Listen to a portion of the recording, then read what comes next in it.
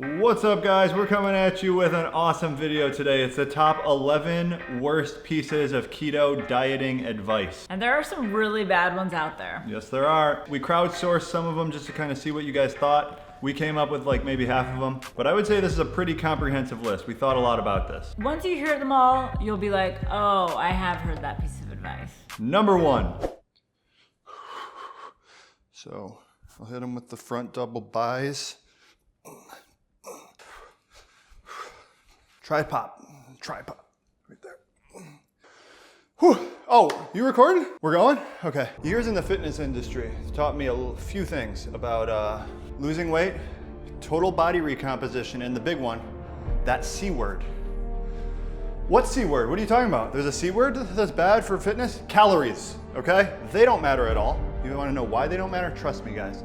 Calories don't matter one bit. You probably heard sayings like, abs are made in the kitchen. That used to be true, but if you're doing keto, abs can be made at Old Country Buffet, OCB. Calories don't matter. You've probably heard this one frequently. It's like a weird thing that exists in the keto community. To me, it's like almost like the flat earth type of thing. Like, it gives keto a real bad look, in my opinion. Fact of the matter is, calories matter equal on a keto diet as they do on a standard American diet. You can't just be eating whatever you want, whenever you want, and expect to get shredded or expect to lose weight. There's a few studies that show like a very marginal caloric benefit to keto, like 100 calories or so. Calories are what dictates weight loss. That's not to say the best way to lose weight is to just count calories and calorie restrict. The main benefit of keto for most people is that it's easier to calorie restrict. It's easier to eat the right amount of food. In that sense, I can somehow kind of see how you get to calories don't matter. Right. You're less hungry, you're gonna eat less. But they matter. Number 2. Hey, Chloe. I know that you know a lot about the keto diet. I do. Basically, can I say you know it all? Yeah, you can say that. So I was just bringing in a little lunchtime snack. I'm gonna keep it small, I'm gonna keep it a little light. I'm gonna have 4 of these sausages. 4 of these blood poisoning sausages? Let's check these ingredients Blood poisoning? I thought it was good. It's meat. Well, you never know. Everything is blood poisoning until proven otherwise. That's a good philosophy to have. Thank you. We got brown sugar. Brown sugar, but the carbs are really low. Yeah, but it'll poison your blood. Not keto. I know I messed up yesterday. It's okay. Happens. Judge me. I have a yogurt here. I ordered it online. It's from a special fancy keto yogurt company. I'm going to enjoy this for lunch. Keeping it light. Judging. Let's look at these ingredients. Cultures. Active cultures. There's cultures? Not keto. Hey, Chloe. I think I have Cellulose. Well, I have work to do. I'm gonna go eat my lunch over here. Not keto. I'm just gonna eat in the corner. I'm not doing anything with cellulose. No. You got the wrong picture. I'm doing keto. I saw your foods. No, I'm gonna eat in the corner over here. Not keto. So we've all heard the phrase not keto. You know, a certain food being not keto because of a certain ingredient found in it. Because for me, being keto is any food you can consume and be in a state of ketosis. If you have a sausage that has dextrose in it, but it's 0 grams of carbs or 1 gram of carb, I would say that's a keto-friendly food. Some people would look at that and say not keto. You can like scrutinize ingredients super hard if you want to. I think the best way to do it, just like a more realistic approach for the common folk, is to just count carbs. Yeah. Like worry about the carbs, don't worry about specific ingredients, unless you want to like avoid gluten or soy or things like that, because there's certain foods that will have those in them that can still be part of a keto diet. Yeah, and then there's a lot of ingredients like carrots, for example, or tomatoes that people will say, those are not keto, why would you ever eat those? But if you're just tracking your macros or you're counting that into your daily carb count for the day, then there shouldn't be an issue where it's like carrots are banned from my house. Number 3. Hey guys, Chip Lawson here, lifetime natural professional bodybuilder. You're probably thinking, I'm in the kitchen all day, I'm eating chicken, I'm eating rice, I'm eating broccoli, I'm pushing heavy weights. That's wrong. I barely lift weights. I never step foot in the kitchen.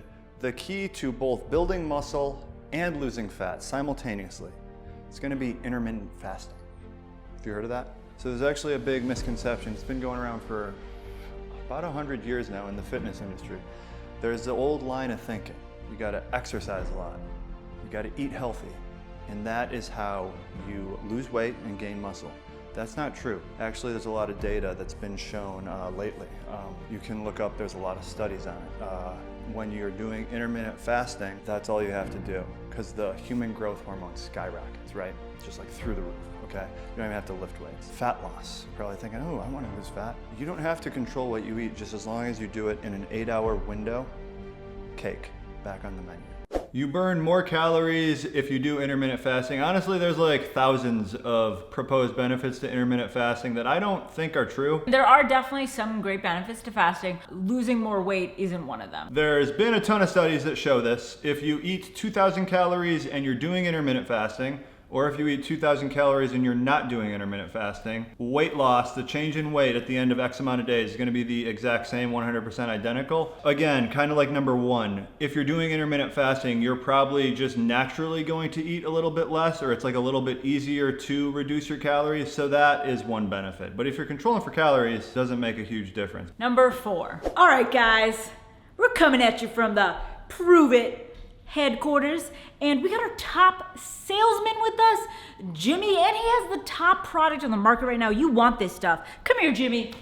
So my friends call me Jimmy, but my patients call me Free Agent Willie the Prove It Slinger. Ooh. And that's what I am right now. I'm not Jimmy right now, I'm Willie the... Now you hear supplements a lot, you're like, hey, I'm wasting all my money on these supplements. I just need food, I don't need supplements. That's true. That's what used to be true, right? You have a operating system for your computer, right? Yes. You got Windows, you have the Macintosh one. I have both. So why not have a operating system for your body? That's where Keto OS comes in, right? That is where it comes in. You should have an operating system for everything. You start turning on your friends, you know, trying to make sales, sleep with your friends' wives just to make a prove it sale, do it.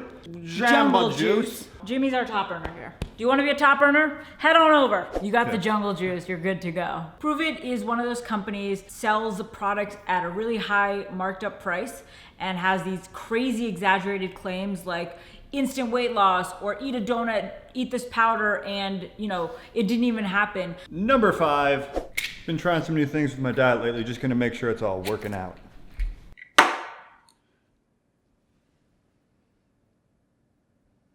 What would you put me at? I'd say I'm about at a 1.7.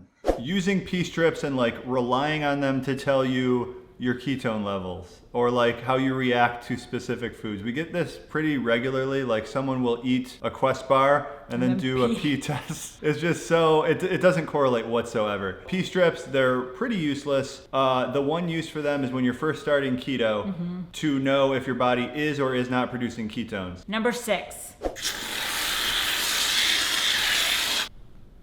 Baby, this cheat meal looks amazing.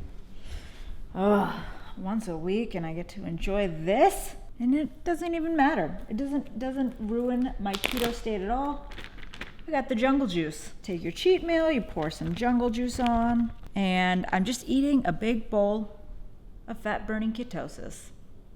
Ketones to cover up cheat meals. I think there's probably a high percentage of people that actually do this though. It doesn't do that at all. It puts your body back into a state of ketosis, but that doesn't mean like it doesn't have to work through all the carbs, the chocolate ate. cake that you ate. Yeah. It's similar to like spraying sweat on your body to simulate working out. So your body knows it ate chocolate cake. It has to process those carbs. It has to digest them. Ketones are energy. So you just had a chocolate cake. That's a lot of energy. You're giving your body more energy, but if you take a ketone test, the number is going to be high. So there's that.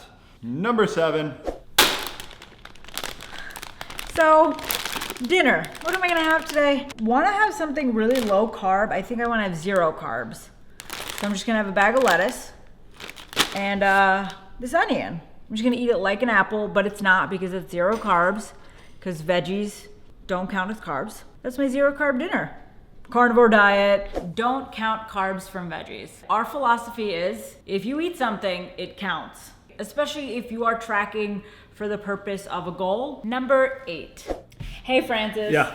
How's it going? Oh, it's going okay, pretty good, same as usual. So I'm starting this new thing. You're doing keto? I love new things. It is keto. Okay, tell me your macros, macro breakdown. What are you doing? So I'm gonna do 150 grams of fat. Okay.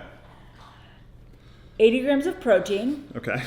Yeah. And then 20 net carbs. Now let me just ask you something real quick here, okay? You're gonna do 150 grams of fat. Yeah. But then I kind of like go down here to the midsection area. And I grab something and I'm like, And that's grab 80 something. to 90% fat right there. So let's Okay. let's just think about this logically, right? You're trying to lose fat. Yeah. You want your body to burn fat, right? Right. So does it make a whole lot of sense to be eating 150 grams of fat when you got 7,000 grams of fat? So basically, it's just a saying, a lot of the boys say it.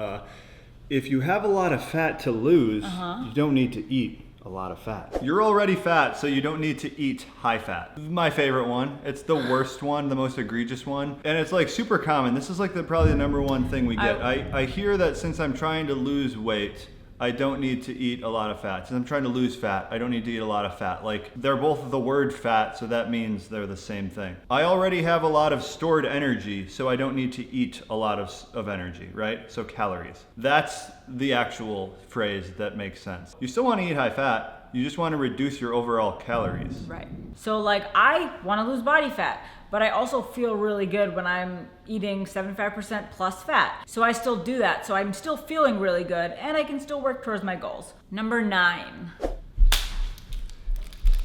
Hey, baby. Hey, how's it going? I know you know a lot about like sugar, alcohol, and stuff. So I'm just trying to like do the math, run the numbers on these. Just give me a simple rule. Just give me like a quick one. What would you say if you had to just blanket statement sugar alcohols? Count half of all. Okay.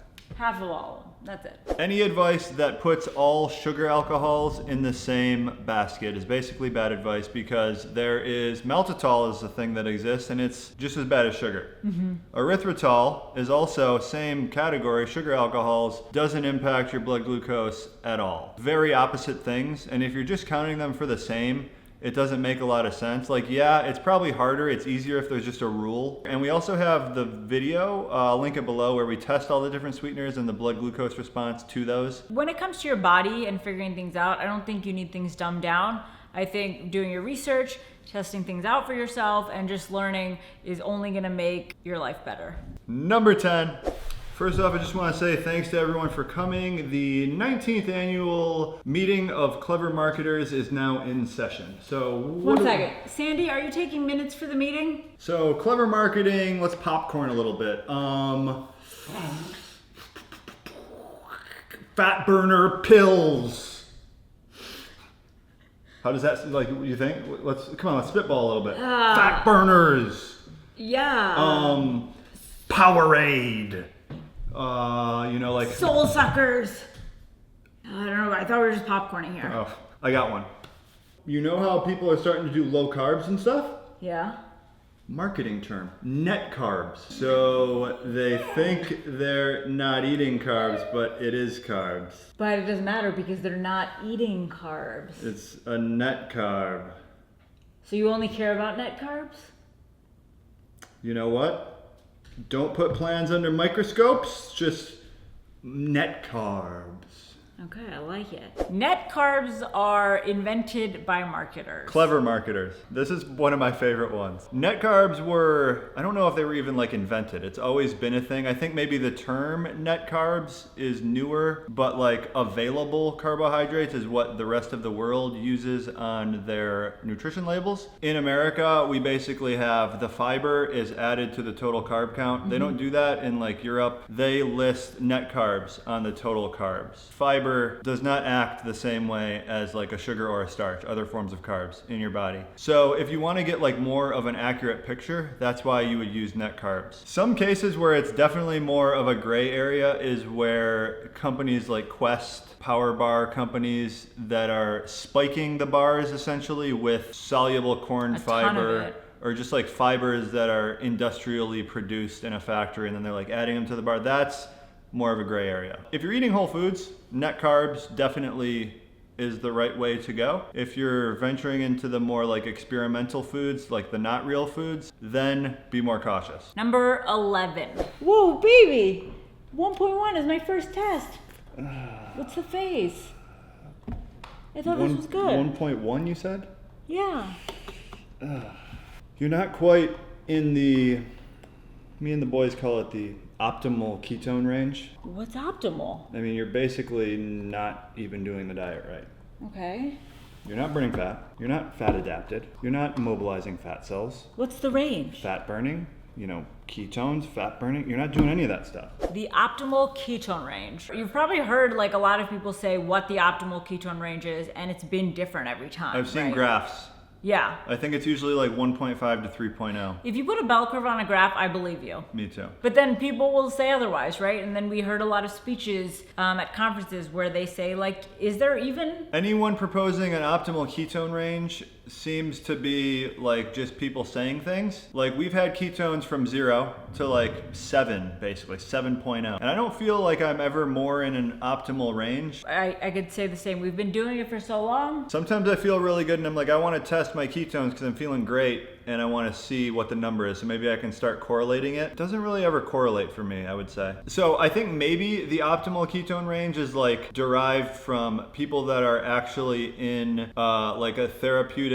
Using it for medical reasons? Yeah, like a prescribed keto diet, and they're shooting for a certain range to help mitigate like their epilepsy symptoms. Right. So I think if you're like a healthy person and you're trying to apply optimal ketone range because you're thinking fat burning, everyone's always thinking fat burning. That's the disconnect. You think higher ketones means more fat loss.